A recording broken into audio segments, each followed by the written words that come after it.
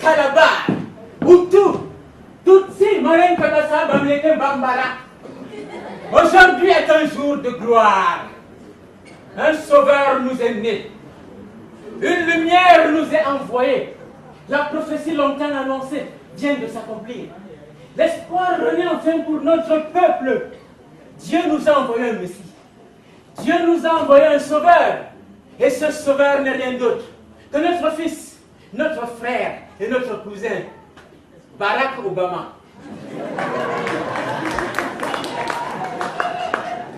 Qui l'aurait imaginé? Qui l'aurait cru? Un Betty à la Maison Blanche. Obama, digne fils de la grande famille Boulou du Cameroun. Barack Obama, arrière-petit-fils de Fonkoulou à Somon, dans le sud Cameroun. Adieu la souffrance. Adieu la famine. Adieu la misère. Bonjour les doléances. L'heure est enfin venue pour nous, chers peuples, de croiser nos pieds. Croisons nos bras. Brûlons nos machettes. Cassons-nous. Abandonnons derrière tous ces petits travaux champêtres qui ne nous procurent rien de bon. Tournons nos regards vers Barack Obama. Obama est élu. Pour cela, nous allons manger. Nous allons boire. Nous allons verser les restes. Parce qu'il y en aura pour tout le monde. À tous ceux-là qui n'ont pas pu envoyer leurs enfants à l'école, Obama le fera. À tous ces étudiants qui ne parviennent pas à payer leur pension académique, Obama fera un transfert d'argent. Moi, je sais parfaitement que de mes 10 enfants, Obama enverra 8 à l'école, qu'il adoptera les 2 autres, sans toutefois oublier qu'il préparera la layette de ma femme qui attend des jumeaux. Tous ensemble, levons-nous, chers peuples, et disons « Yes, we can !»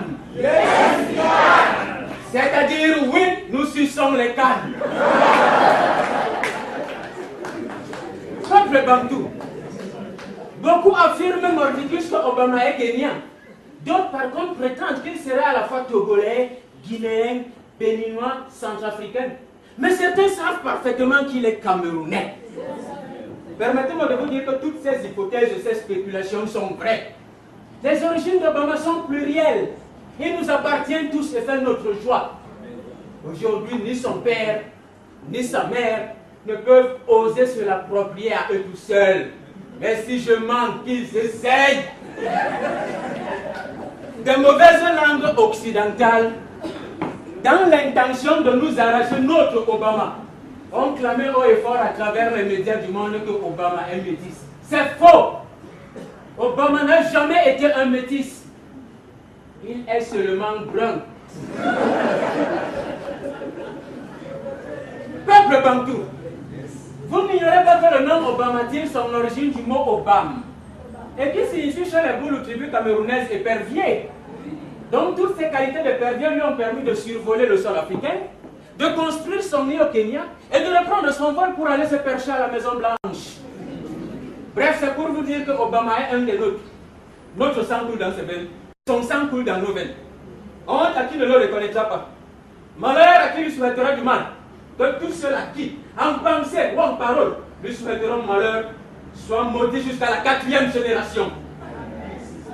Ah, Obama, ce que nous, tes frères et tes oncles, te demandons, c'est de penser à nous quand tu mettras en place ton plan politique.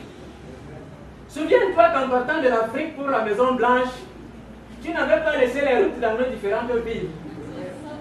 Prière de nous envoyer quelques caterpillars et des ingénieurs qui n'iront pas déposer l'argent des travaux en Suisse.